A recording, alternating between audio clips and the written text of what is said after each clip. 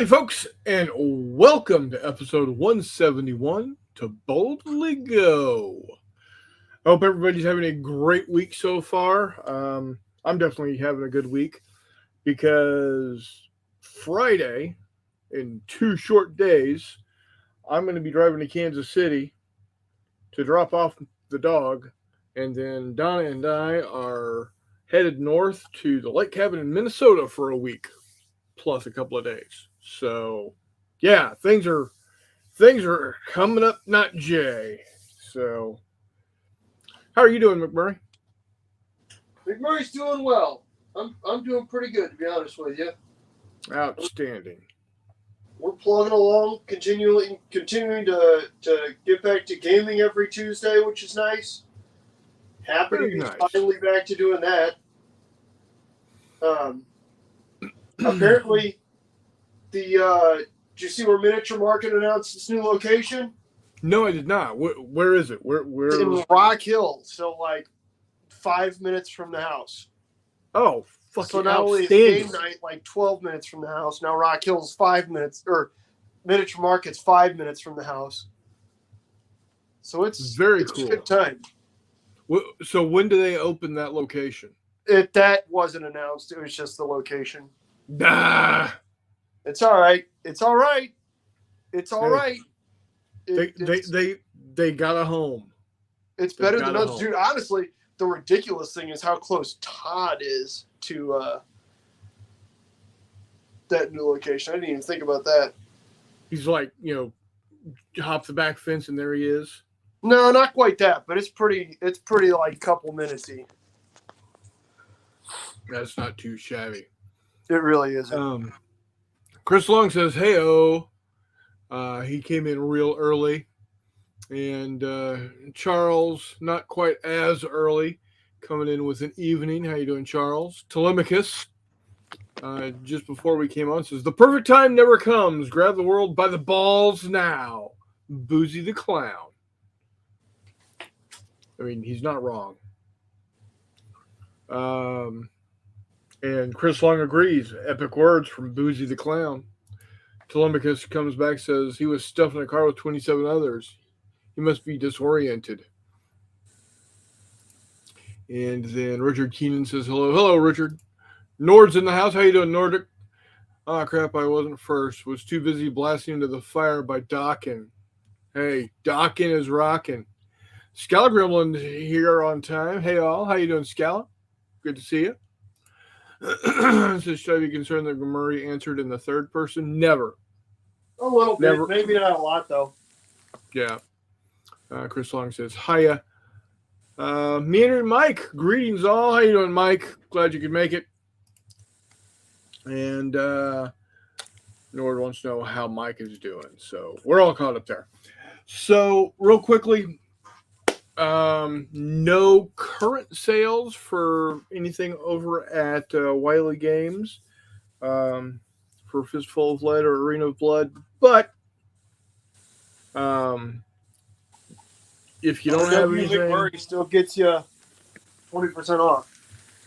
So here's the deal. I talked to Robin at the at Battles and Brews. Yeah. And if you have used NotJay before, or you have used the McMurray code before, guess what? You can use it again. Oh, wait, what? Really? Yes. Oh, that's awesome. They are permanent discounts. 20%. Oh, there you go. Get over there, guys.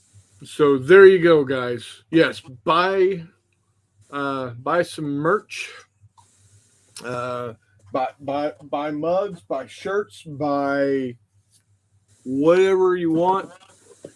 Honestly, I'm a big fan of the STLs that Jay has been putting out, the basic stuff. Yep. Like, especially because most of them are like under $1, especially with the discount. So like most of his objective markers, you can get the STLs for. Like the little nuke looking thing and the computer terminal. And I tell you what, if he put out the STLs for the little X marks the spot and the pirate chest, I'd be all over it. That would be one of those things I'd be printing every, couple months.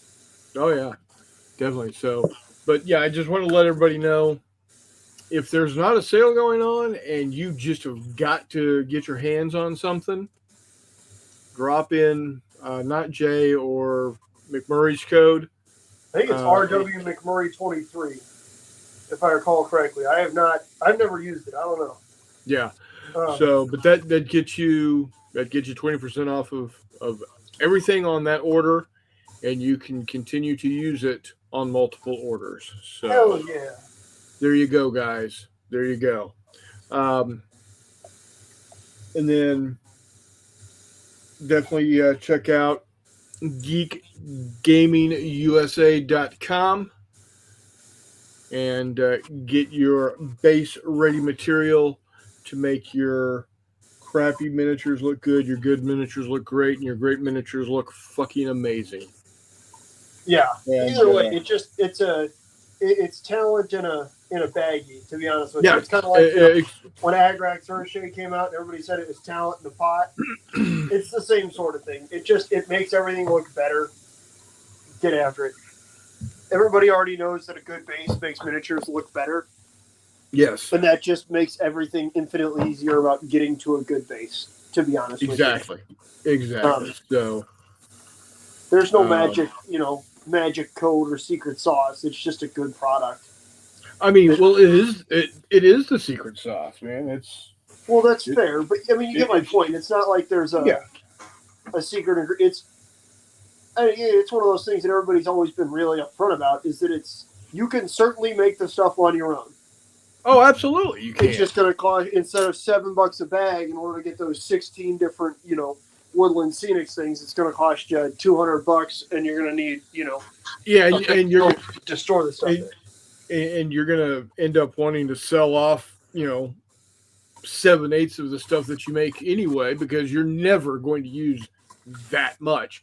Shit, I'm still using a bag of Mediterranean that I bought 3-4 years ago. And you guys know me. You guys watched me base. How many miniatures did I base at the start of your challenge? 200. Yeah. And I didn't run out of the bag I was working on. Yeah. So like, I mean, it's good. It makes sense. Forever. Yeah, it's good. It's good stuff. One thing I've also been experimenting with is taking some of them and running them through a strainer for smaller scale figures. Yeah. So like sometimes if you got big rocks and you're putting it on like 6s or something, or maybe even 15s, like you don't need a rock that's a boulder essentially, but you can just run it through. Like I got a strainer that I use for applying static grass and everything else, and honestly, it worked way better than I thought it was going to. Yeah, big fan. So, the OG's in the house. Hey, Devin, what's up, buddy? Good to see you, man. Long time no see. So, he dropped me a message earlier today saying, hey, did you check out the Facebook post? Yeah, because David posted an update. Yes, he did. Everything is boxed up, getting put into the containers, and should be at the shippers by the end of the week. Yeah, like he was putting up, stuff about the books a while ago. Yeah. And then today it hit the, hell yeah, here we go. So, Chris, the issue is, apparently Geek Gaming wants to keep all of their small-scale stuff in the UK. Like, they aren't selling it outside of their UK, like, they are stockists. Boo. The issue is, they don't ship outside of the UK. So it's kind of one of those, like, well, this is dumb. Like, I want to buy your stuff. Tim wants to buy your stuff. Everybody here wants to buy the stuff. Mm-hmm. They're losing out, videos about it. They're losing out on market share. Yeah, everyone was like, come on, guys. Like, I never met somebody who was like, no, we don't actually want to sell a whole lot of stuff. Thank you, though. Right. Appreciate it. Like, well, okay. I won't pretend like I understand it. So it looks like we will not have a Reese tonight because he had something cow related come up.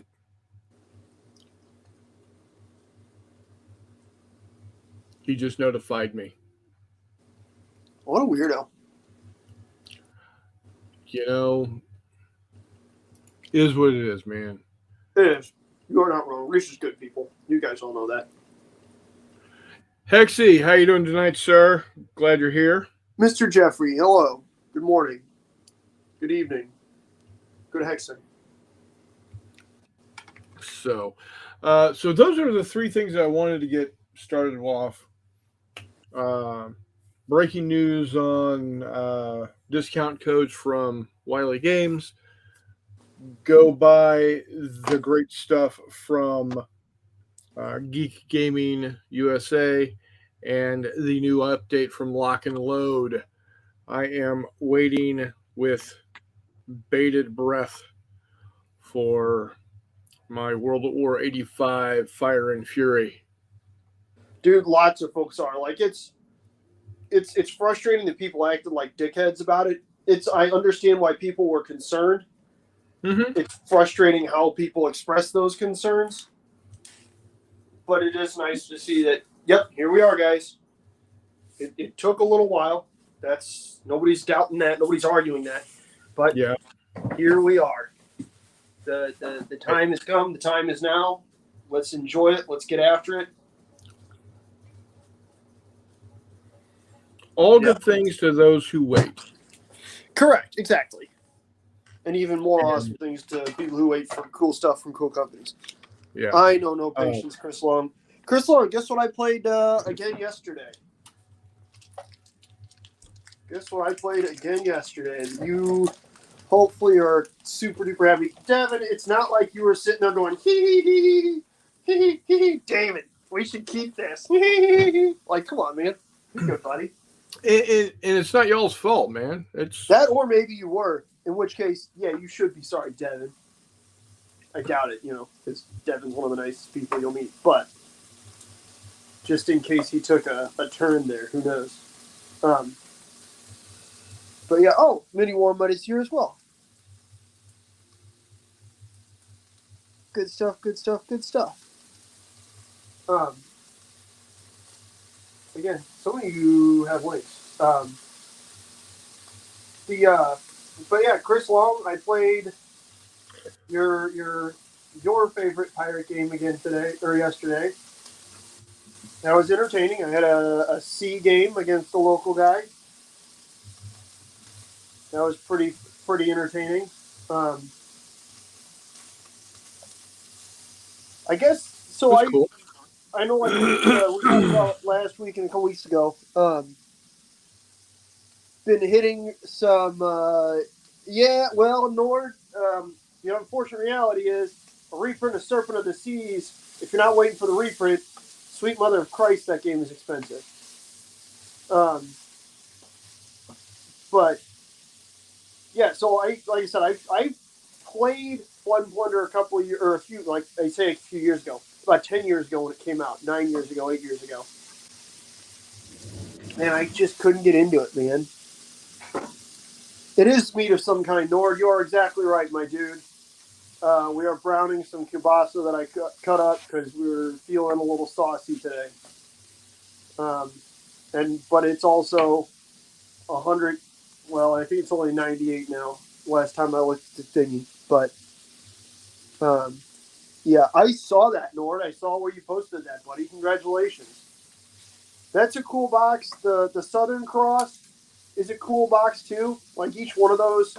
So we're talking about Flying Cross expansions, guys, or Flying Colors expansions. Northern Cross or Blue Cross White Ensign, it covers like the Swedish and Russian navies in the Age of Sail. like the later age of sail, and then under a Southern Cross covers some South American stuff, notably. So what's up, Simple Man? Notably, so that you can do like oh Jesus, what is it? Hornblower, and the fight with El Supremo's ship and stuff like that. The Navidad, maybe something like that, or Natividad.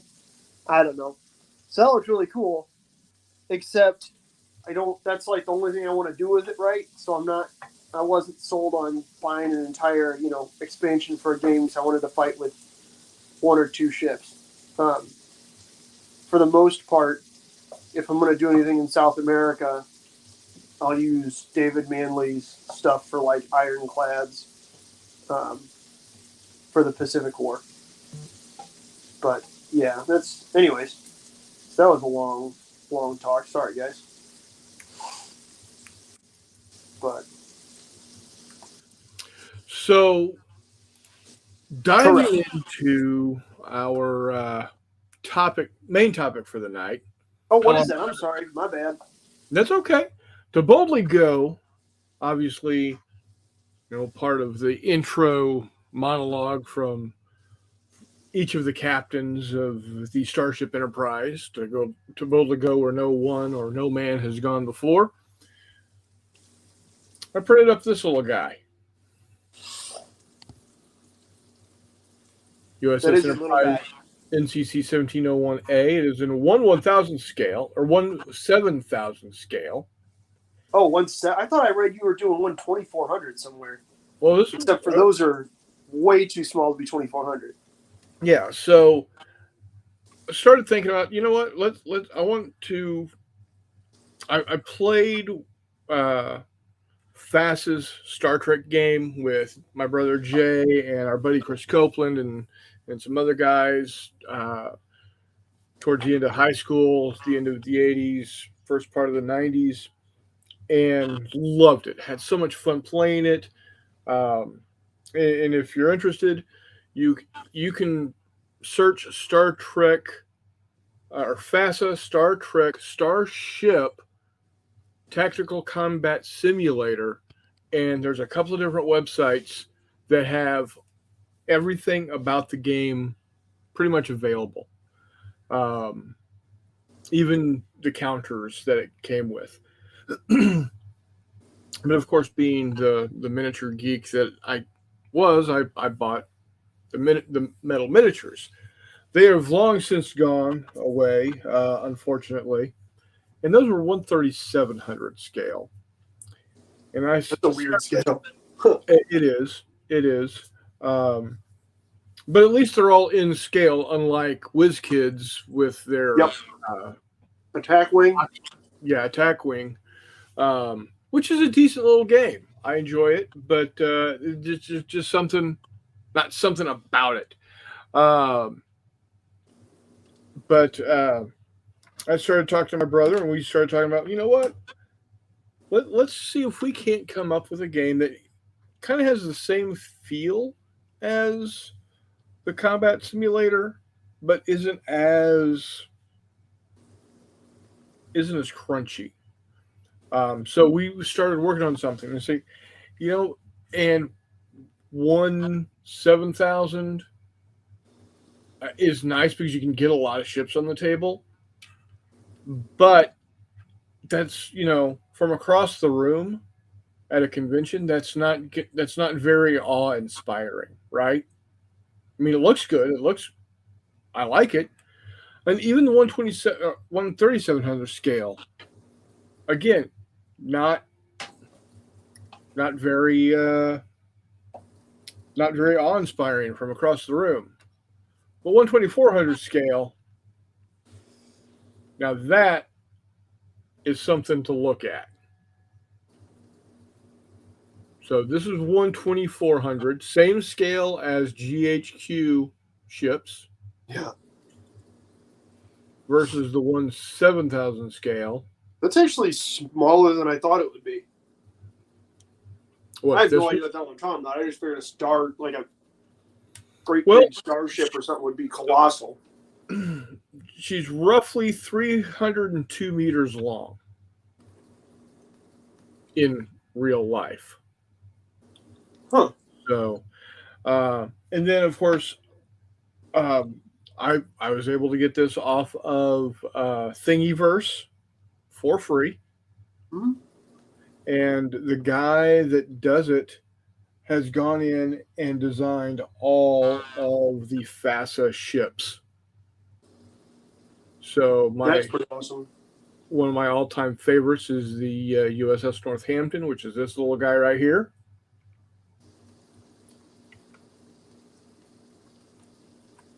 I dig it. Um, you if you've ever listened to my brother's podcast or from time to time I've talked about it at least once or twice in the 171 episodes we've done so far. I've mentioned the Mother's Day massacre and Sounds Mother's grim. Day. Yeah. So Jay and I were over at our mom's house um, for Mother's Day. Our our stepdad had caught a mess of uh, perch or sunfish or crappie or some damn thing out of the lake, and she was doing up a big old fish fry with hush puppies and French fries, and I took the game over, and Jay and I set up a 1 versus 1 game of the Northampton here versus the uh, Orion cutter, a little blockade runner type ship, and he just obliterated me because he was able to get in close and just do circles and kept peppering the one shield that had gone down, and I couldn't get turned around fast enough to get to him. Um, yeah, it was nasty. And then another one of my all-time favorites is the USS Chandley. So of course I had to print this one also.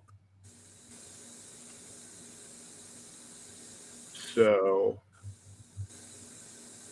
Why are these your favorites, Chris? Because of how they look, or yeah, well, what they had in the how, show, or what? how they look. Well, see, these aren't show ships. The last two are strictly out of FAS's brains.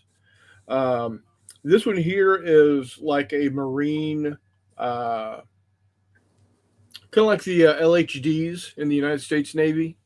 They carry contingents, not contingents, but like battalions of Marines to go, you know, show up Like someplace. like USS New York and shit. Yeah, exactly. That's what this is. So all of this area here is all filled with Marine barracks and areas to for training and whatnot. All right, This one here, I just liked the look of it. it's fair. Uh, It's got a and bunch of engines on it. just two, just these two here. Oh, okay. But there's a little bump here on the bottom. Man, can you imagine being a mechanic and working on one of the engines and realizing you need like a wrench and you left it in the other engine? Oh yeah, you're fucked. That would You're suck. Like on the Enterprise, I feel like that's crap. I got to run across the hallway. On right, that thing, it's like, well, guess I'm doing this tomorrow. right. But this little bump right here is designed to have uh, a pod, so to speak, slung underneath it over the engines, and that can be a cargo pod. It could be marine barracks, like is in this one. It can be weapons. It can be fighters. All kinds of different things. So that's kind of why I like that one also. I'm currently in the process of printing Reliant. Um, and Jay is printing the Klingons. So this isn't anything that's going to be coming to the table right away, but it is something that we are working on to we're working on our own set of rules to be genre agnostic. Oh, okay. That was going to be my next question. Was are you guys going to try and use the big ship rules from starfighters, or full thrust, or what? Nope. We're kind of doing our own, picking and choosing rule ideas from many various different systems, kind of throwing them all together to see what comes up. Because our buddy Eric um, has like Eric a has what? crap ton. He has a crap ton of Star Wars Armada ships. Yes, correct. He was telling me about those. Like he's even got the big Super Star Destroyer, right? So, yeah, that yes, we're still working on our core. We're still doing what a tractor, but this is kind of a palette cleanser. You know, because you can't work on one project. You know, So I'm hearing the brothers Arnold have not found a butterfly. The brothers Arnold are sidetracked a little bit. I don't know. So this is not a squirrel moment. no. This is not a squirrel moment. It started as a squirrel moment, Yeah. but we've like, nope. We're going to go in. We're going to focus on Quar, and we're going to focus on this ship game, whatever we end up calling it. Let's see here. Meander Mike. Scala says I do all my trek ships at 1,7,000, except my runabouts. I do those at 1,3,000. And even then, I can put 3 of them on a dime. I have to get out my mag glasses to paint the nacelles. Yeah, no. Yeah, that when this thing came out of its came out of the printer, I was like, that's cool because small models are cool, but they're just not going to look good at a convention. And that's what I end up doing. I make games to be played at conventions. So when you don't have much other than the ships to be impressive with, you got to be impressive with the ships, right? Same reason why I went with 1,300 instead of 1,600 on my airplanes for my World War II game. When you have nothing else but the planes on the table, you got to make the planes look impressive. So, Walkabout says he's got Star Trek ships in 1,2400. He says 2,400. Scala says 2,400 works for TOS, but you go to TNG and DS9 era, it's too damn big. As is my 17,000 Romulan Warbirds are 8 inches by 6 inches. Holy crap! Yeah, those are big. Walkabout games. Chris Long says they print nice. I've done a few of the Klingons. Have I ever played a tabletop RPG Traveler? I have seen it. I have thumbed through the book. I have not played it. Unfortunately, living where I live, doing any type of RPG gaming is I'm to do RPG gaming. I'm going to have to do it through like a Zoom type of situation, which I'm not opposed to. I just haven't found a group, to do it with. Mike, yes, it would be a little unwieldy to do a 172nd scale. As it is, the Enterprise in 1/1000 scale is 12 inches long. So there you go.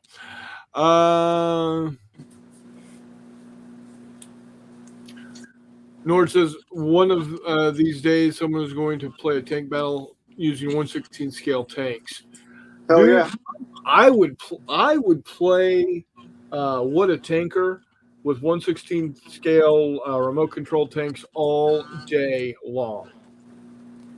That would just be amazing. Go kick some golfers off the golf course and take over the 13th hole and just go at it.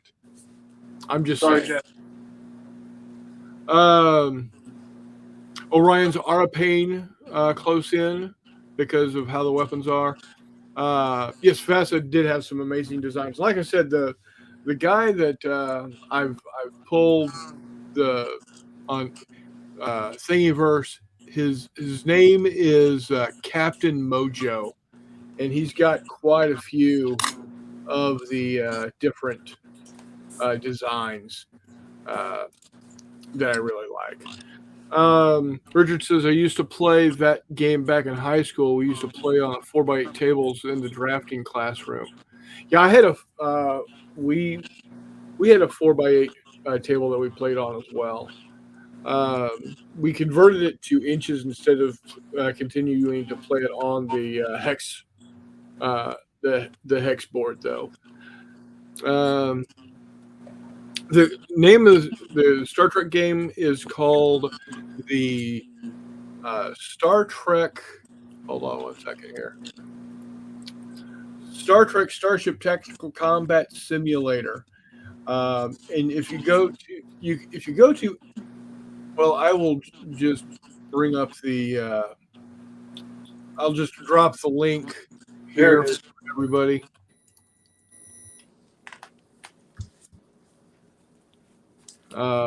That's not the one I want. Yeah. Ow, shit. It's hot. It is hot. It is hot. Ow, shit. It's really hot. Andor. Yes, the Andor was also cool. Nope. That's from Star Wars, right? A moment. We're definitely focused in on this. I think it's going to be cool. Yes, the Enterprise is classified as a Class 11 heavy cruiser. We're all good, Nord. No, Chuck. It is not a garbage scow. I will fight you. Man.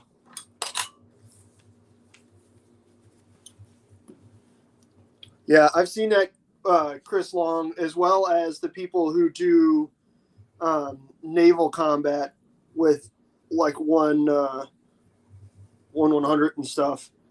I have no like all the heads or all the hats off in the world to those guys. The fact that they are willing to do that and then use essentially BB/airsoft guns to just blow the living shit out of the cardstock and paper ships that they've made.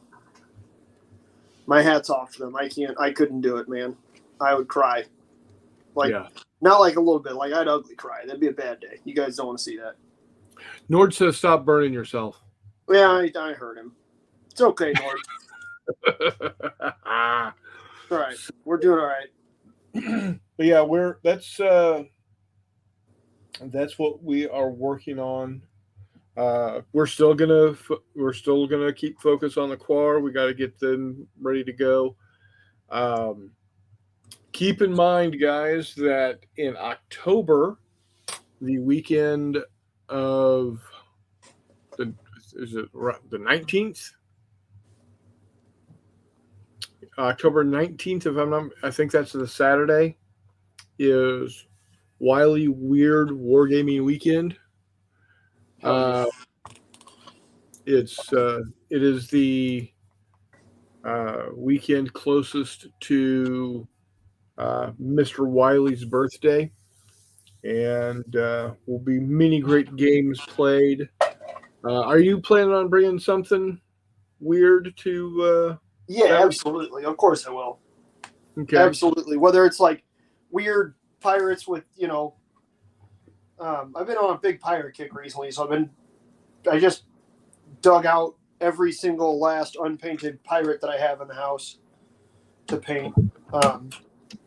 And I did a couple more mermaids and a bunch more cannibals, and so it might be one of those things where we got them, and then we got the Sea Hag and the little Davy Jones guy that I converted. That's all looks drowned and shit. What on earth is Pirate Flux? It's a card game. Norman, I a think card you can go game. flex yourself, buddy. Don't talk to me like that. That's rude. Nice.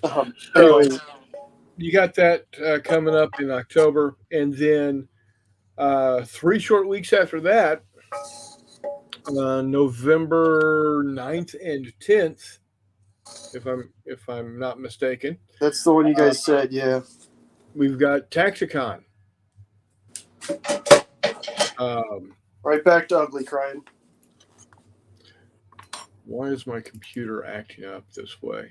Which is a convention in Kansas City that is primarily historically focused, but they're open to everything, especially now that they're brand new. Yep. So if you guys, again, can make the Kansas City area, come on out. That is Absolutely. put on by a whole separate entity than the Wiley folks. But That's Jay put on by some Wiley, of the guys who used to help with recruits, as well as, what was the other one that was there for a minute? Midwest Game Fest or something?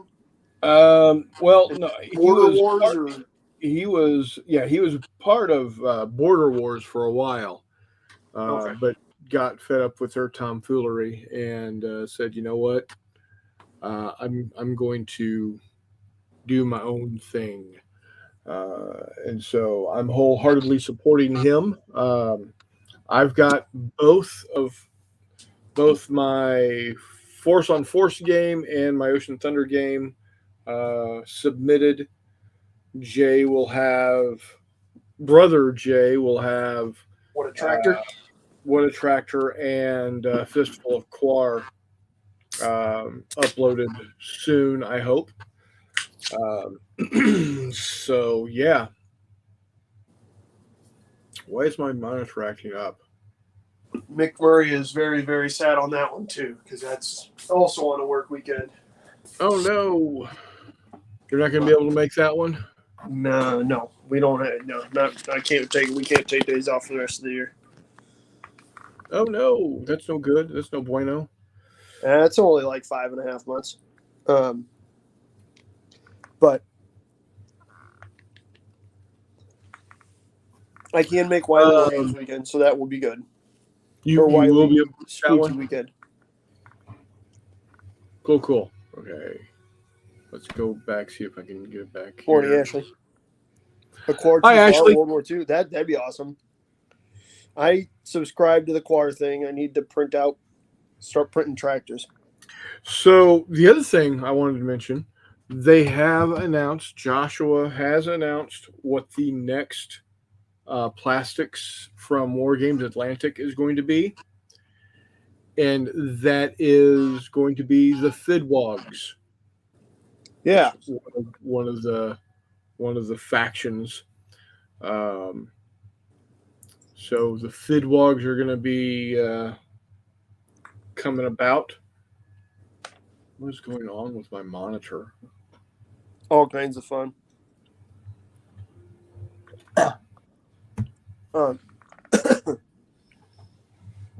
Yeah. Chris Long, buy them, get them, do it.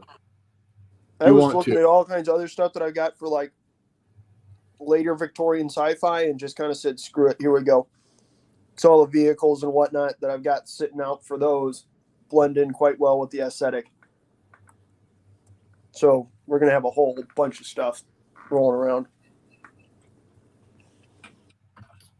Mr. Qualtieri's models are quite good, but there's going to be extras. Lots of extras. So apparently I cannot put my iPhone on top of my closed MacBook Pro because the magnets in it make it think it's being put to sleep and my monitor goes dark. Hell yeah, magnets and science and stuff. Yeah. So the other thing, Chris Long, is look at this little guy right here. Chris Long, I trimmed mine down finally to them and War Games Atlantic.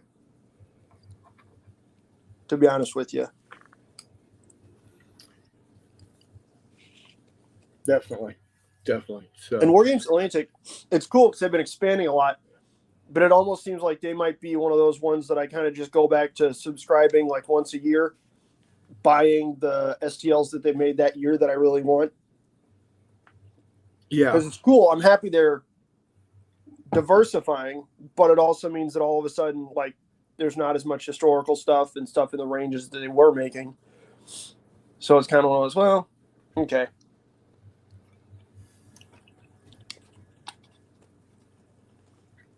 Like, it used to be that they put out, 8 things a month, and I'd really, really want to print like 5 or 6 of them. Now it's kind of like, well, 1 or 2 of these aren't bad. And some of their research has gone down the drain. Like the German horses with just the gas mask canisters hanging there were really, those confused the hell out of me. Yeah. But anyhow, still good stuff. It's still phenomenal for the price point, though. Like, good Lord. Scalar Gremlin says, I need to find more 28mm Trek. I have a handful of half-started Tholians in Blender that I need to get around to finish modeling, but too many side projects that turned into full projects. I know the feeling, buddy. Who are you subscribed to, Chris Long? Let's get into this. That sounds kind of cool. Yeah. Nordic says, I found a way back into miniatures. I can get some of the 28mm plastic kits and do dioramas and vignettes. Very cool. Hell yeah, dude.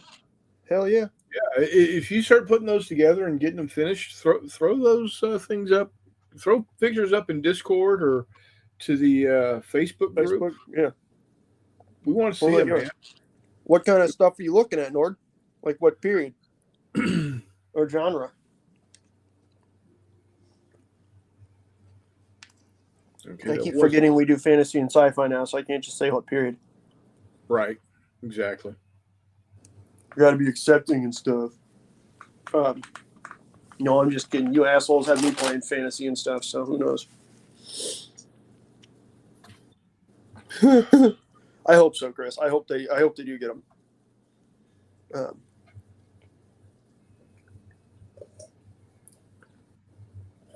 Yeah, there's a couple weird ones like that. Like every now and then they put out rifles and whatnot that are just kind of weirdly proportioned.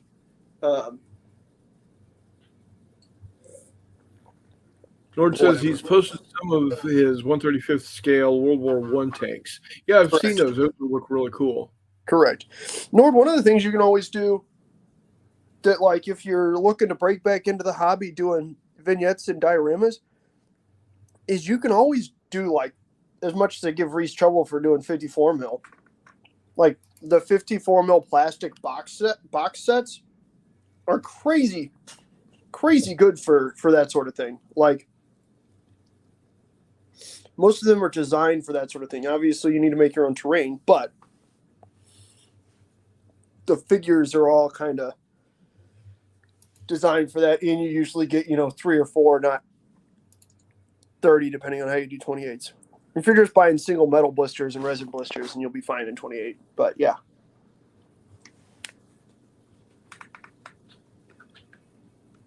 You all know how this works for me. That's not always super duper doable. Yeah.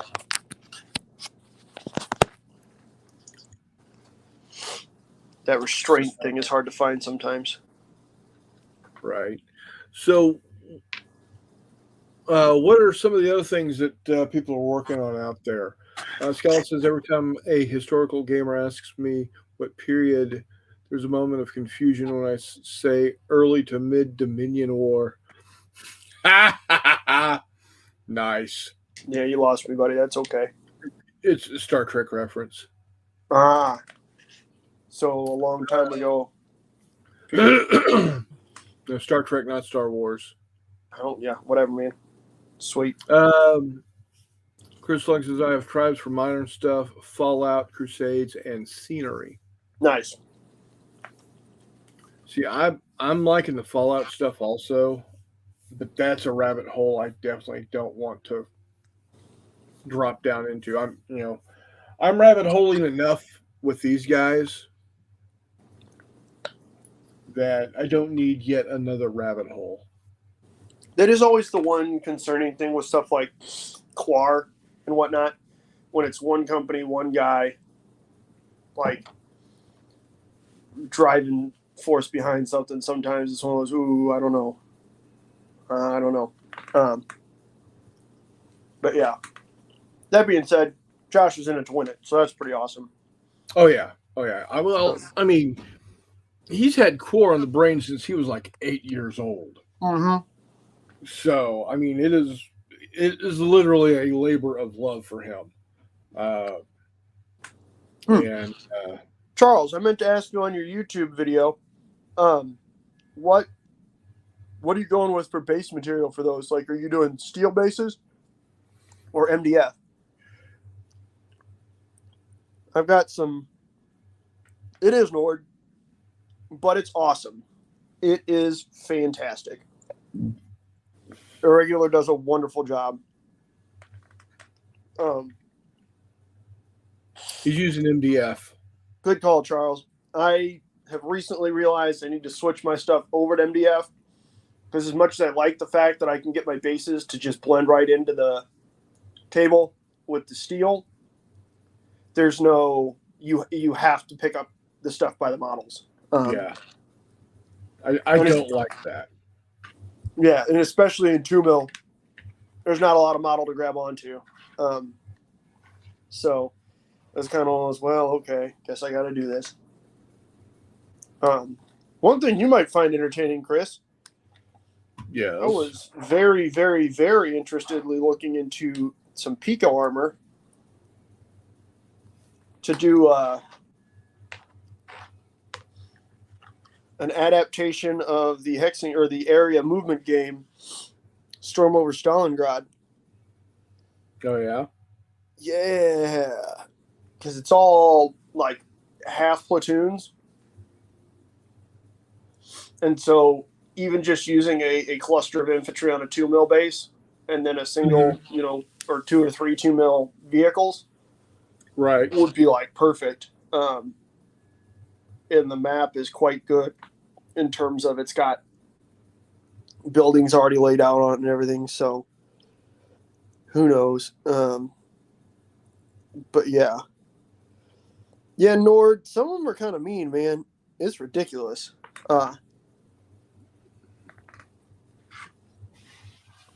asked Jeff Lista about it one time, and I know that he has changed.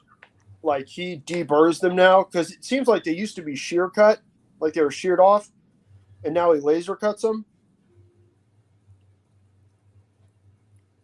So they aren't nearly as gnarly because they were pretty rough there for a while. I used to use them to open packages when I couldn't find a knife.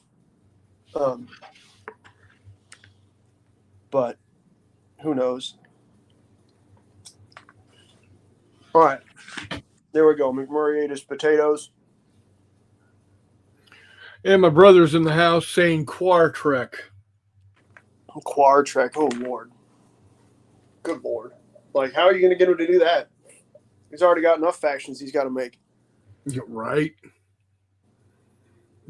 I just see some of these old guys with the pointy ears. I guess you could always just do it and, like, put Captain Kirk and Mr. Spock in an away team running around a bunch of Quar. That'd be entertaining. Yeah, there you go. There you go. Are there Quar women, though? Yeah. There's female Quar models? I don't know if there's female Quar models, but there's female Quar. Well, that's fair. Well, then that's all Captain Kirk needs. Like, done. Well, yeah. Bill Shatner's in it. And if you want to do Next Generation time frame, you've got the Riz Master Riker. I don't know what any of that is, but that's cool. I'm sorry, I lost it. Once we got past the memes of William Shatner banging green ladies, I lost. So Riker's the first officer, and he kind of took over the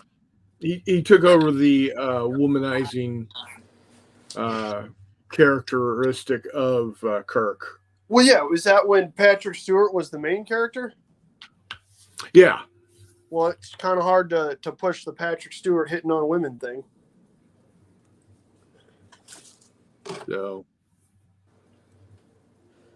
but Charles says Quarters trekking to wars. There you go. Yeah. Yeah, that would be nuts, Nord. That being said, speaking of painted Greeks, go watch the video from a couple weeks ago on Brian's channel. He's got like 200 oplights done now. It really shows you the wildly awesome stuff you can do if you just continuously chip away and chip away and chip away and chip away at a project. It is an insane number of Greeks, man. It's nuts. That is crazy. I mean, he's almost got enough to do, the Greek side of Thermopylae. Well, yeah. I mean, that's the cool part is he actually. It's rare that you find somebody who isn't working as like either a part of a lifelong passion project or as part of a big group or something who has enough models to play like Hail Caesar. Brian does. Yeah. Which is wildly impressive. I did a whole bunch of no, I feel like a dick. I did a whole bunch of ancients for I did them for Strength and Honor. Turns out not playing Strength and Honor. But then I printed a whole bunch more and put them on bases and have bases for them to play with Kings of War. That might be kind of cool. Oh shit. My phone might die. Hang on. No. Running. Where are you, Charger? Come here.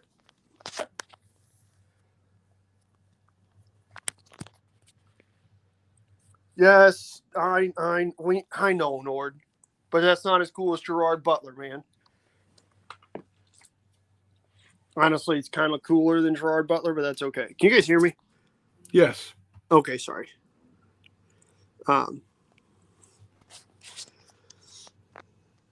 Excuse me. But yeah.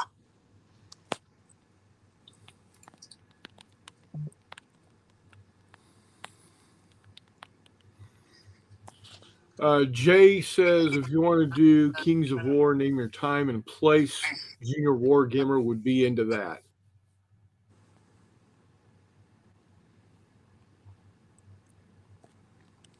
So, just so you know. John Wise, what did you say, McMurray? Can we hear you? Yes. I don't know if you can hear me or not. Yes. But yeah. It's good to see you, John. Yeah, Jay, so I've been going back and forth with it, right? Because I know it's a relatively it is a scale agnostic system, so everything just goes off of base size. But so I have a bunch of these 2 mil that I printed out for Strength and Honor, and that's when it hit me like, yo, these rules are kind of sloppy, but not that they're sloppy, just they're not. I don't know. In trying to read through them and go, okay, how am I going to play this? It turned into, okay, I'm not going to play this. That being said, the miniatures were fun to paint, simple to paint, and I painted them quickly. So I thought, okay, well, what if I just painted stuff for Kings of War, and then it could really look like massed battle Kings of War. That'd be cool. Yeah, because those 2 mil bases, they look, it looks like you've got 300, 400, 500 guys on that base. Like they're cool. And I 3D printed them instead of doing the like squared off textured rectangles. I printed Project Wargaming stuff. But yeah.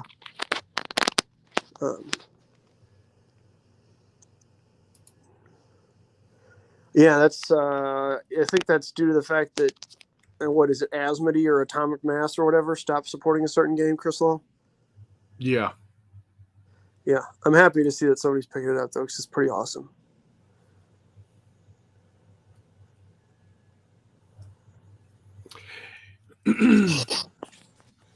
Yeah, I've been thinking about dropping the Skull Forge Patreon because honestly, I haven't even downloaded anything in like 3 months.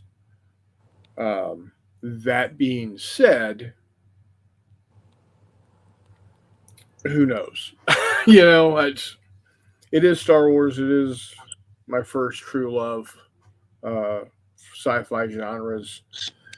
But uh, we'll have to see. But yes, I did see that. I know, Jay. You're telling me to drop it, and you want me to pick up the Joshua's tribe. I'm well aware of what you're wanting me to do.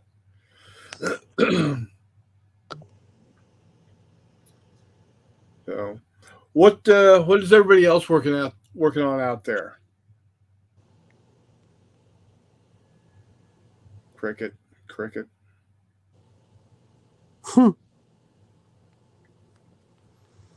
on, guys. Holler, holler. But yeah. Let's see. I've been printing a bunch of like piratey / Caribbean Mediterranean style buildings. Also, which is pretty fun. Those are. Nord says I'm working on the ICM 148 HE 111 model kit. Oh, that's cool. I've always liked the HE 111. I think I like the HE 111 more than I like the Messerschmitt BF 110. I know they're That's not exactly in the same realm of they're kind of like the P51 to the P47. I mean, it's a similar like mission role, isn't it? Just different Yeah, times. not really Like they're different both times, but medium. just slightly different. Where the P51 was more of the air superiority fighter, if there Oh, was I such was a going to term call it back an then. escort fighter. Oh yeah, an escort fighter. P47s could do that because they did have the range, but since they were not uh, they had a radial engine, they were a little more robust when it came to taking ground fire. So they were more. They were. I don't want to say they were more. They would be more inclined to peel off and go do ground attack, you know, versus like trains and trucks and that type Yeah, of thing. I mean, once other fighters became available, but at the start of the war, that was just the U.S.'s fighter. You know what I mean? Yeah, Like, right. I agree with you, but they were also huge, which helped in terms of strapping a whole shitload of stuff to them. But yeah, I mean, like they fought French and peripheries. They fought the Japanese and everything on alongside Chinese forces Yeah, pre-war. Like the whole, they were certainly frontline fighters. They were just frontline fighters. 3 or 4 years before the P51 took over and was like, "Hey, look at all of our insane range. What's up?" right. Because P47 didn't have. I mean, that's why all of a sudden you needed to start creating things like the P51. It was because you need to do strategic bombing, with strategic bombing really becoming strategic bombing. But yeah, who knows?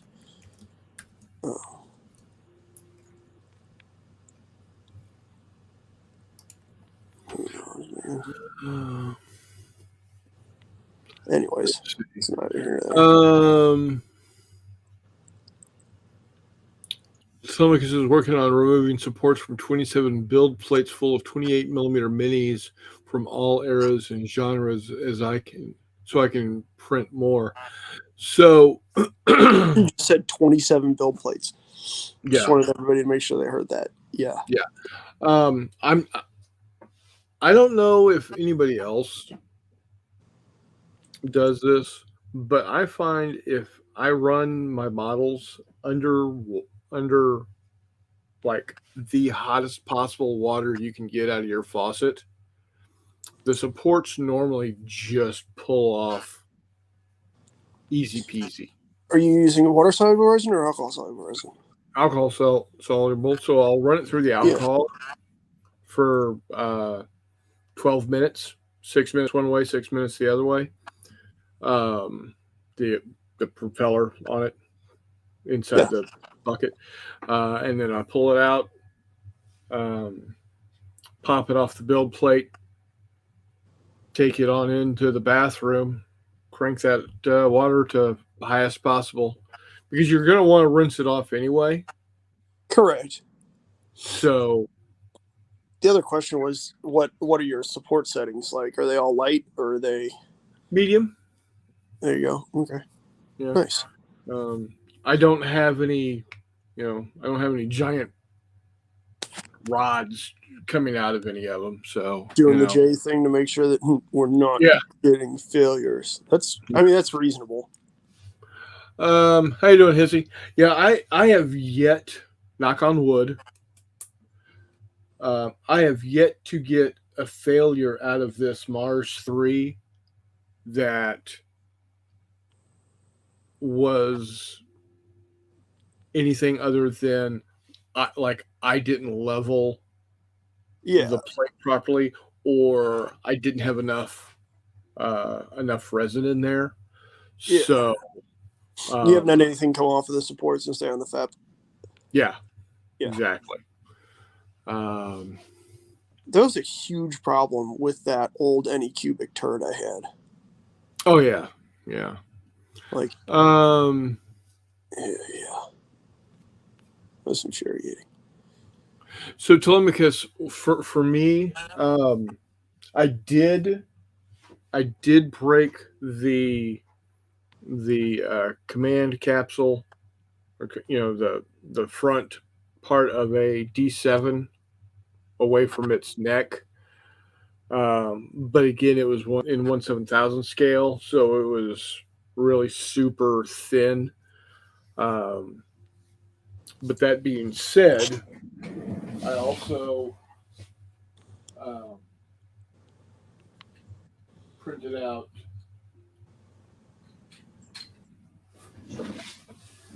this guy right here, and hold on, printed this guy out right here. Get the tweezers going because he is really small and didn't break him apart. So,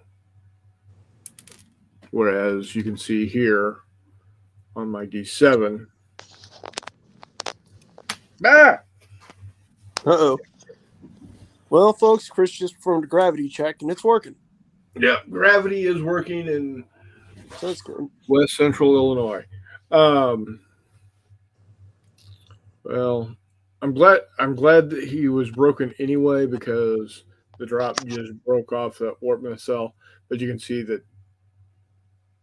the command capsule bridge area broke off. Two of my other favorite ships from that from FASA is this guy right here, this Romulan ship. It's called the Winged Defender, and it looks like a falcon coming in to strike fear into your heart. And then this little guy right here, another one of my all-time favorites, called the Bright One. So, again, those are all in 1/7000 scale. Um,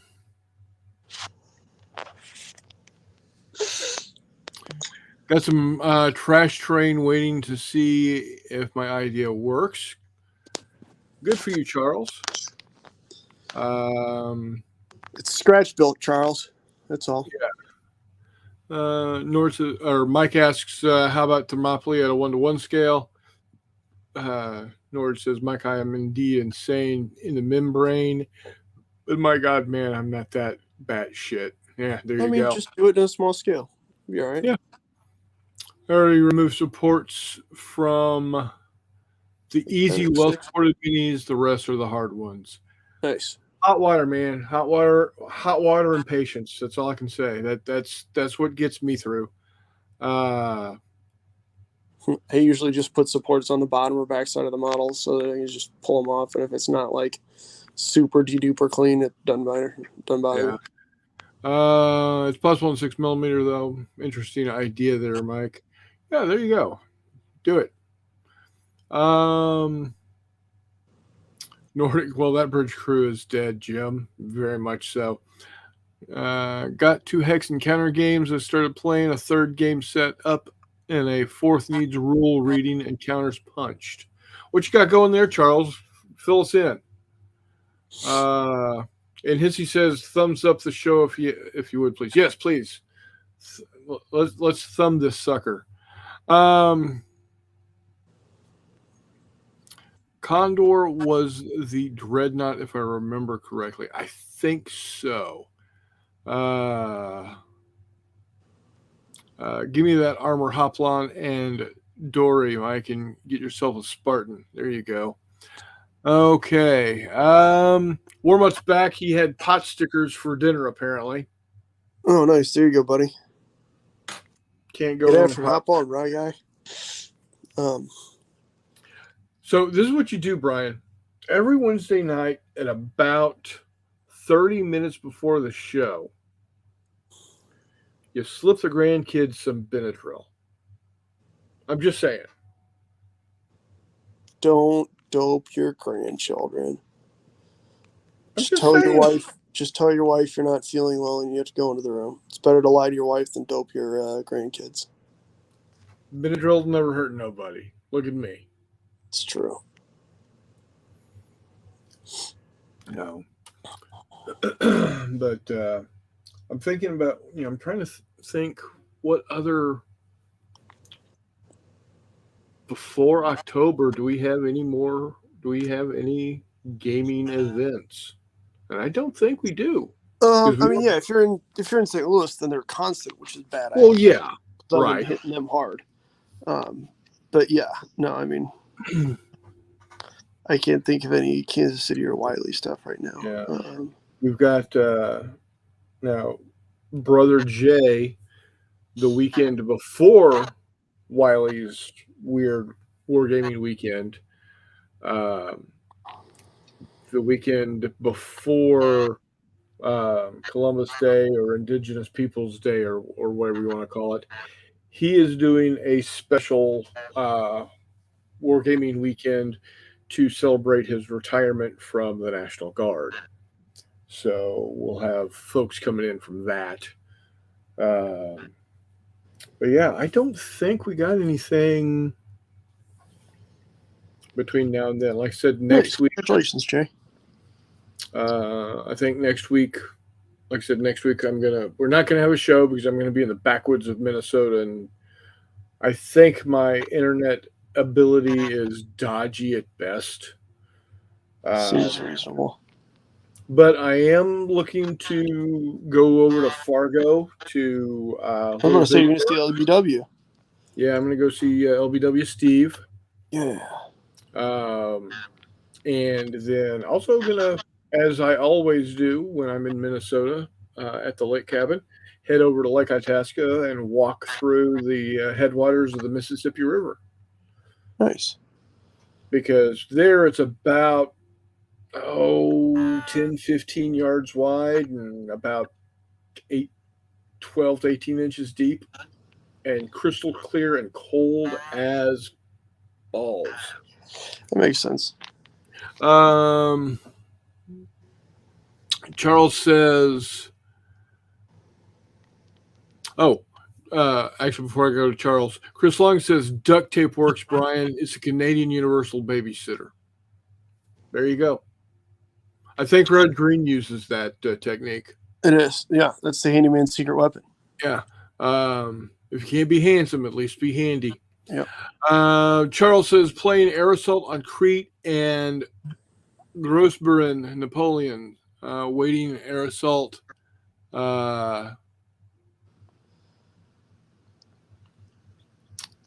Waiting air assault on Malta, and the fourth is Laros. Oh, Nord says you could play hide and seek with them and hide and don't bother seeking for a few hours. There you go. You could also run another Fistful of Lead campaign. Yeah, but then they come charging in and knock over the camera and the lights. Yeah, it was awkward. It was incredibly funny until I realized how disastrous it was. Right.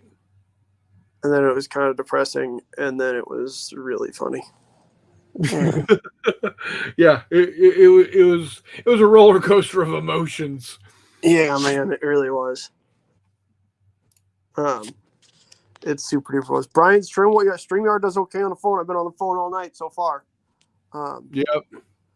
Don't use the app. Oddly enough, the app for StreamYard sucks worse than just using it in your browser. Just browser that bitch. Charles says, who would like to see me do a small made-up scenario with my 6mm armor figures? Absolutely, Charles. This guy. Do it, man. Yes. Make that happen. All day long, buddy. All day long. Nord says, Chuck, I'm going to try to get Napoleon's wheel before the OSG sale is over, but I may not get the funds. I just bought the AWI tri-pack from GMT from Hexy this evening. There you go. Nice. That's John Wise is also that's 3 votes for yes, Charles. Yeah, it's true. John Wise says yes. And Nord wants to know what the era of the tanks are. Doesn't matter what era the tanks are. It's going to be cool because tanks are cool and it's Charles. 2 great things that go great together. Yeah, I was about to say tanks are cool, 6 wheels cool, Charles is cool. Yeah. Done. Simple Man says, sup, Chris McMurray, everyone. How you doing, Simple Man? Yeah. Welcome. How's it going, buddy? His cat, duct tape is great on first dates. I don't want to know. All right. Another news. World War II East Front vehicles are painted.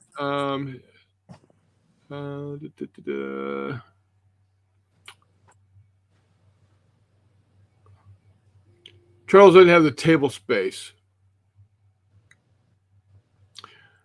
Well, you know how you take care of that. You just put the box at the edge and go like this. I'm kidding.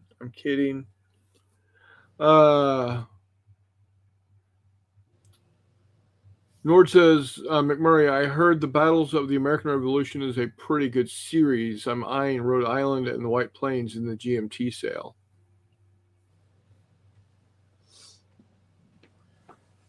All right. Let's do this. The one that I just finished printing out is this guy right here. USS Chantley.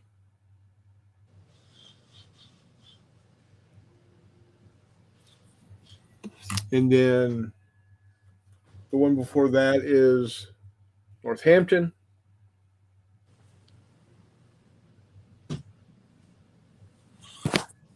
And then the first one I printed out at this scale is, of course, Enterprise.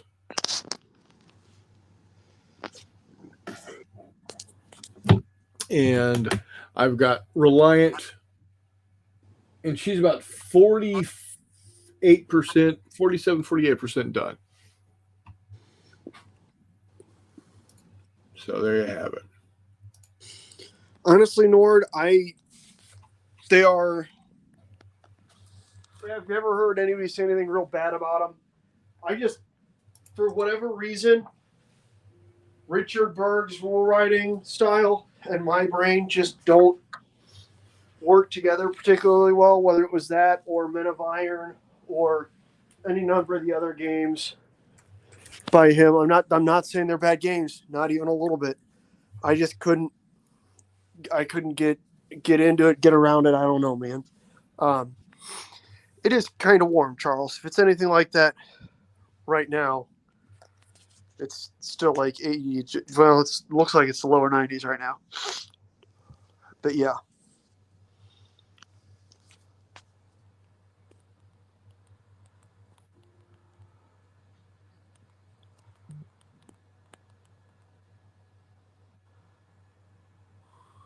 Um,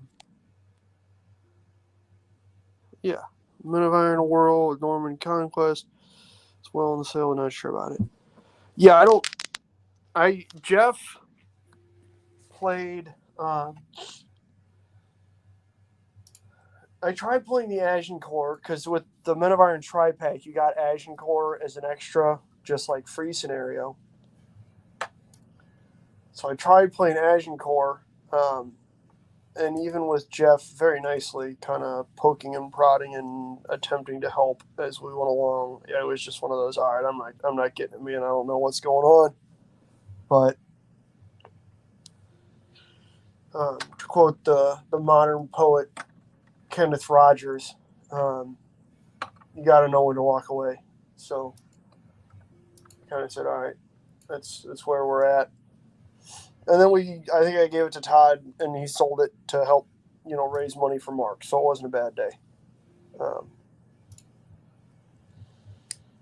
But all right, here we go. It just occurs to me that I pulled all these pirate miniatures out and I had them sitting on my workbench, and I need to finish before I put all these pirates on bases.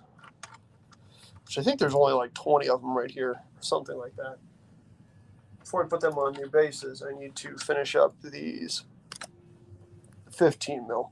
The guy doesn't want them until the end of August.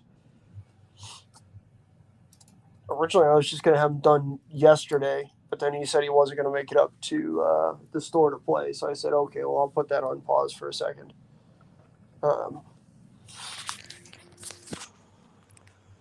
But we're going to just get after it.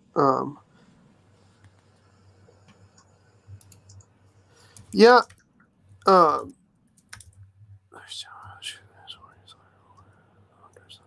Nice. 2 out of 1 series, 3 out of the other, Nord. That's pretty awesome. I got what do you call it? When you said Great Battles of History, all I could think of was the SPI Great Medieval Battles quad pack, which I grabbed and I really enjoyed. I think those videos are up somewhere also. But yeah, those I got and immediately played 2 or 3 out of the 4 right off the bat, and then another one. There's only one in there that I haven't played. They're quite fun, to be honest with you. I had a blast. These are a mix of things for pirates. That's okay. Cool. Yeah, Jeff's got all those too.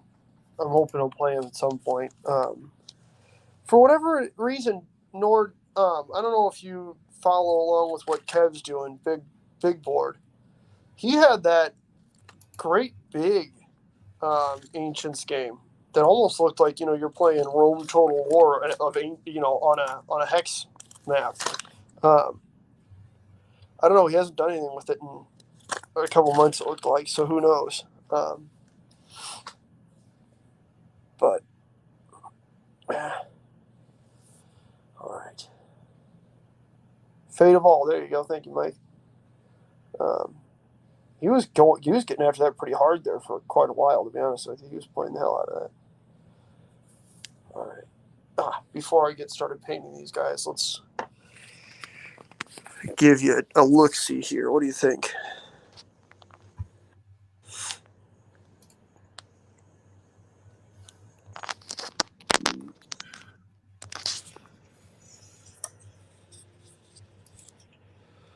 So I've got some different colors. The white is undyed wool. So that's where you've got random belts and stuff that are undyed wool. Some of the breechcloths are not. Most of the pants are designed to look like buckskins.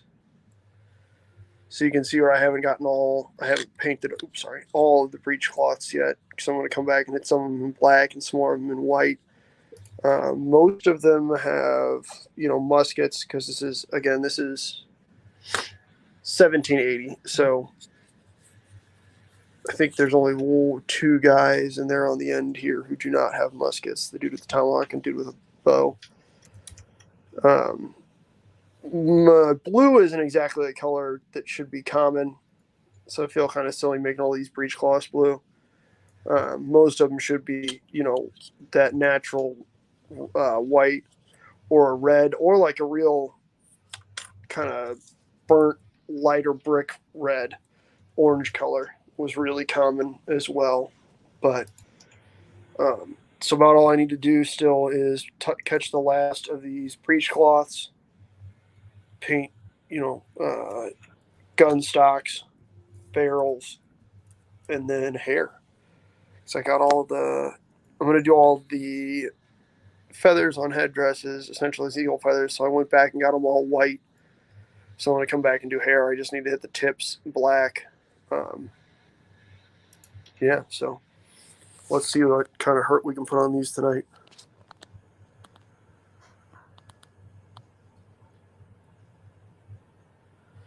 Yeah. Nord, I thought you were in like Pennsylvania, because most of these came down from Michigan on the Ohio and everywhere else, and then wound up. Not on the Ohio. Came down from Michigan and wound up coming down the Mississippi to then raid St. Louis and Cahokia on May 26, 1780, I think, something like that.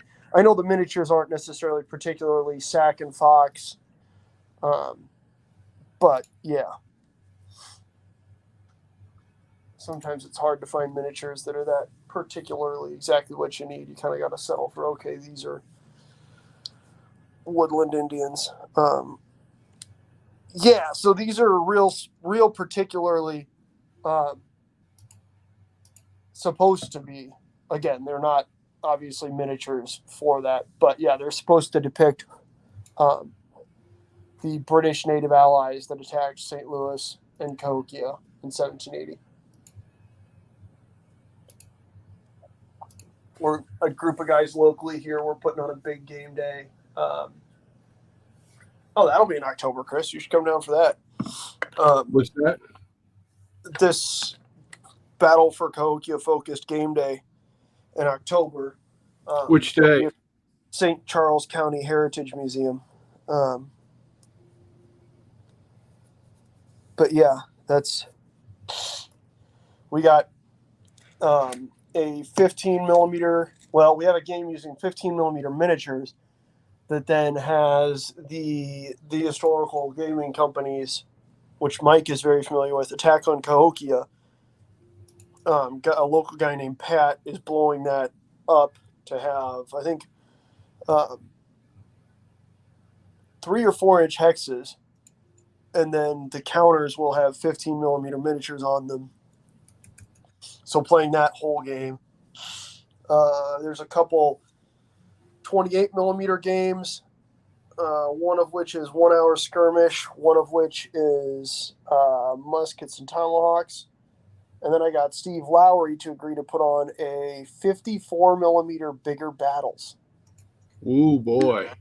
Game. Yeah, he's the guy who you see do 54 millimeter American Revolution with bigger battles locally here. So that should be super cool. His collections are quite impressive, to be honest with you. But yeah, it does, Mike. And I think we were bullshitting around, and I think we might be finally going along with the going the distance idea that I had last year that I was pushing, so that it's just one of those. You don't have to worry about scoring. Okay, this size miniature is worth this many points. This size miniature is worth this many points. What have you? You just add up the total, essentially height of your miniatures. So if you paint, two 28 millimeter miniatures, congratulations, you just earned yourself 56 millimeters. Goofy shit like that, just to keep it lighthearted, fun, and prevent people from, getting out of hand with it or doing whatever else. But yeah, that should be fun. Plus, then it keeps people from going, well, I have 10 millimeter miniatures, and you said you only want to do 15 and bigger. It doesn't matter. Get after it. If you want to paint, 400 2 millimeter miniatures, congratulations. You painted yourself 800 millimeters. You should be proud of yourself. I have no idea, that being said, how I'm going to, set myself a goal. I might just have to throw a wild ass guess out there and hope that it's not too unattainable, which I should be able to do, to be honest with you. I'm doing it in a minute, so hopefully we can figure that Mike out. says it should be calculated on the cube of the millimeter scale. You know what, Mike? You get after it, buddy. I believe in you. I think you could do it. I think you could do it. I think you could do not even a cube. I think you could do a rectangle. Yeah, that would be my guess. I believe in you, Mike. Here, I thought Mike was going to be all about the Battle for Cahokia thing, and he's over here talking about cubes and squares and other weird shit. I'm just giving you trouble, Mike. But yeah, it should be fun. It doesn't matter what we do. We're going to have a good time doing it, which is always a good thing.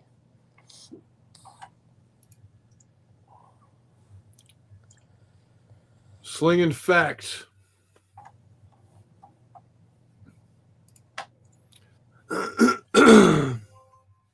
Exactly. See, there you go, Charles. What scale are they in, buddy?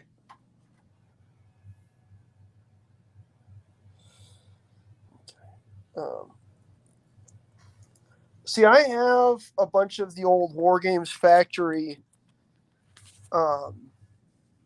kits, but holy smokes, are those, they're just so fiddly to put together, like, it blows my mind. I can't, those kits are too much sometimes. Like, I appreciate the fact that they tried to fill the sprue, right? So you can get all kinds of options. You get 800 heads, everything.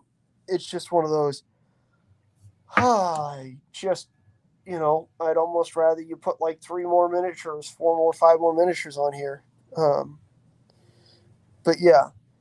Okay, 15s. Yeah, there you go, Charles. That's what these are. These are 15 mil. I'm a big fan.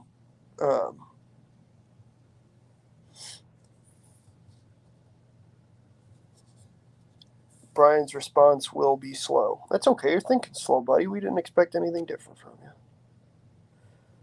Saying got him. I'm just kidding, Brian. We love you. Take care, buddy. Talk to you soon. See you, Simple Man. Good to see you, buddy.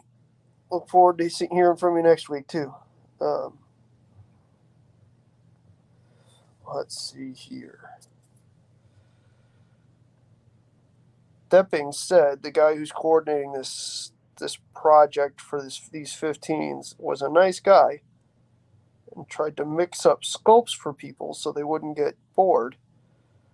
And all I want to do is have the same sculpts so that I can paint them and get them back to him, because we're batch painting 15s faster. Right. That's one of those. Kev, I appreciate you, buddy. I really, really, really do, because he is an awesome dude, and he does a lot. So, what day is that going to be on? I don't know. I would have to look. It's posted in the Big Muddy Facebook group. But yeah, I don't remember the exact day. It's in October. I don't know. It's kind of cool though. They've gotten like a bunch of publicity and stuff for it. Like a reporter from the Post-Dispatch came out and stuff Oh wow. because they were play testing games for it.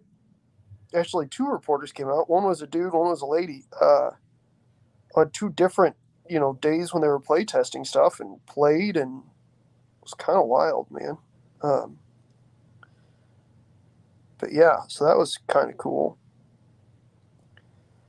Kind of got everybody all fired up, you know what I mean?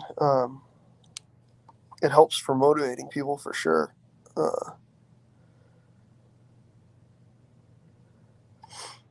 I'm thumbing through it now. There you go. I'm sure if you searched Cahokia, I mean, you get all kinds of stuff about it, but I'm sure the date is in there somewhere. But that being said, I know October's a busy month. I don't even know if I'm going to be able to make it or if I'm going to be at work or anything, but I certainly find it. We will be playing Attack on Cahokia next week. That's May 24th. I think that was kind of a run-up type thing. Yeah, that is one thing. Those guys, they know how to put on games, they know how to play test, they know how to get it done. Yeah, they've already been playing quite a bit. Obviously, the board game we've all played a number of times, but all the smaller scenarios need to be, tested and played and explored, and yeah, it's quite fun. Guys are getting after it pretty well.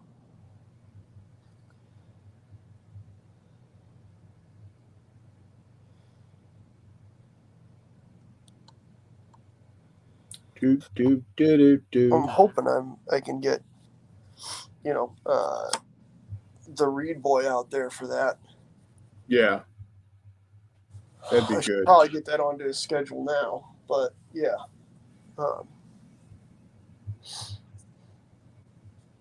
But yeah.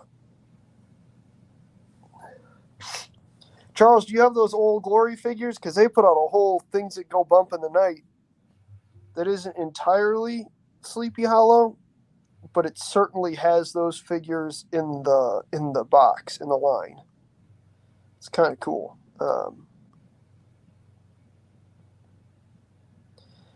I'm still sad that their old website went down because it was, with a catalog that colossal, it's hard to keep a website updated, obviously.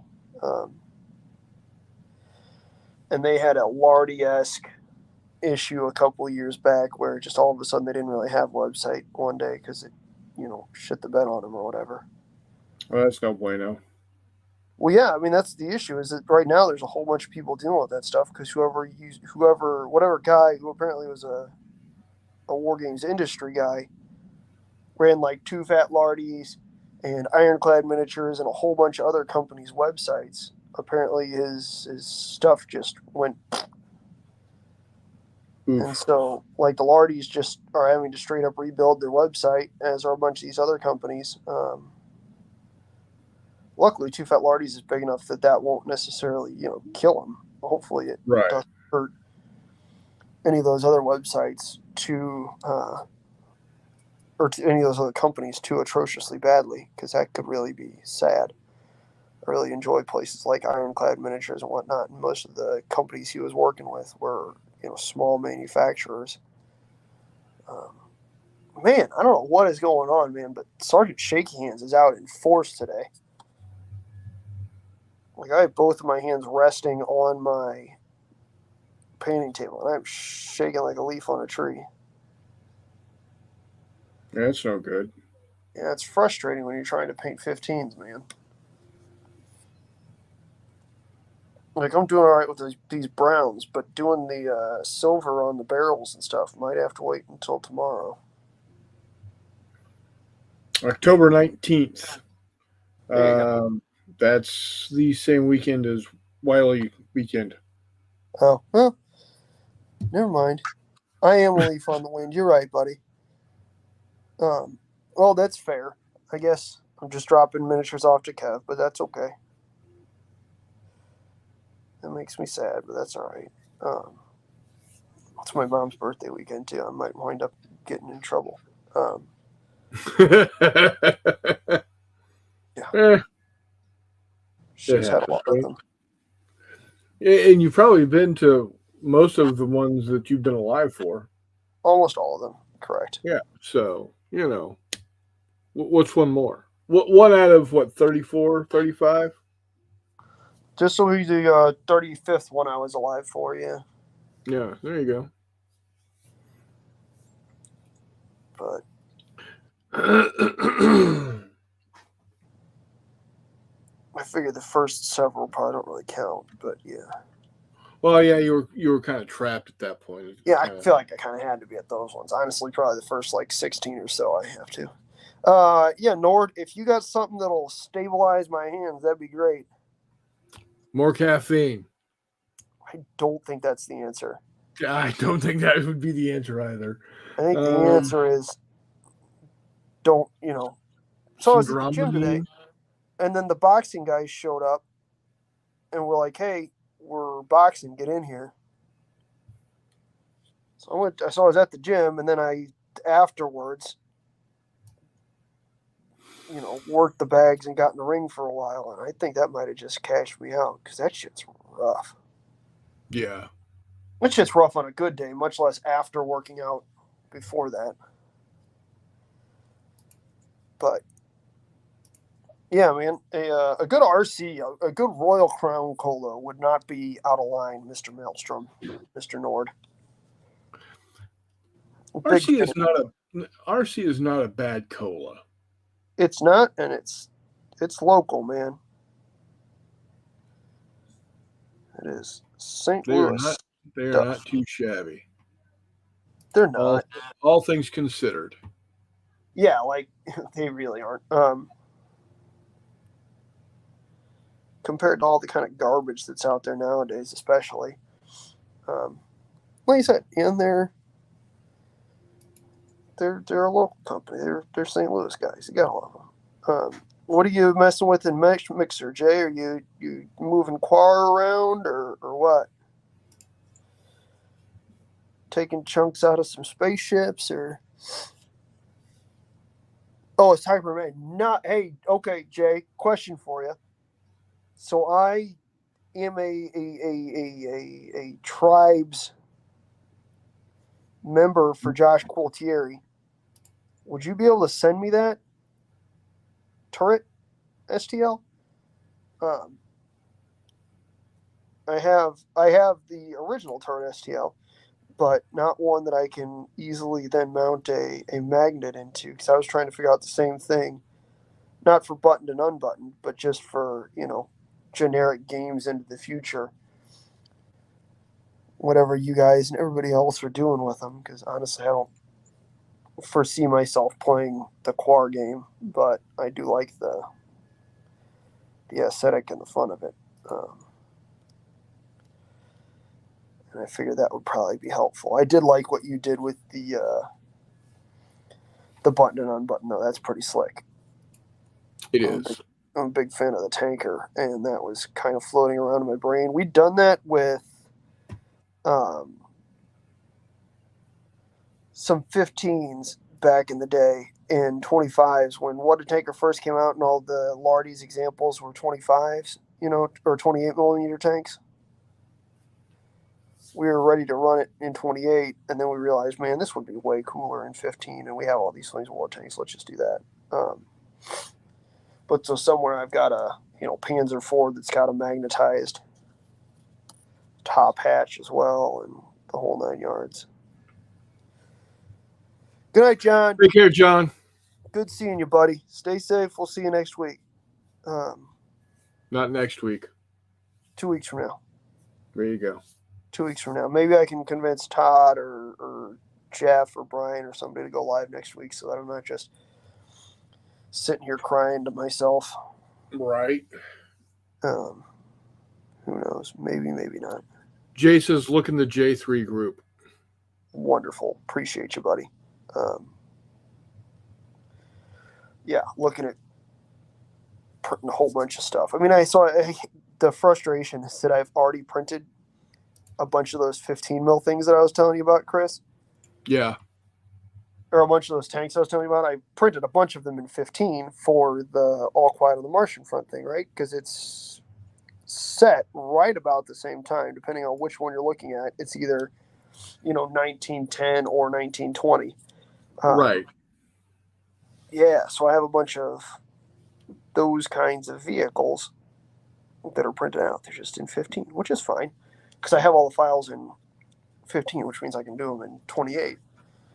And a bunch of those are right up, like the Thingiverse options are just right in the same aesthetic, like beautifully so. Which makes me quite excited, to be honest with you. But yeah, just right in the same idea. So that's kind of cool. Quite happy with that option. Because then it's also not just the Ford 3-ton that I'm looking at. There's all kinds of stuff which I didn't really realize until I was like into it, and then it was, oh man, there's a bunch of these that'll work. Doing that fun thing that everybody enjoys doing when you pop open, Chitterbox and just start opening random STLs to see what they are.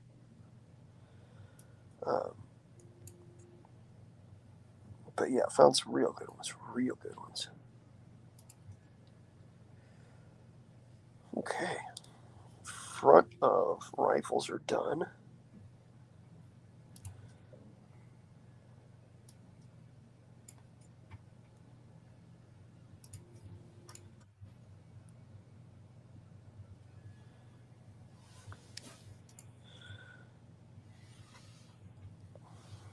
All right. Well, guys, I think I'm going to go ahead and wrap it up for the evening.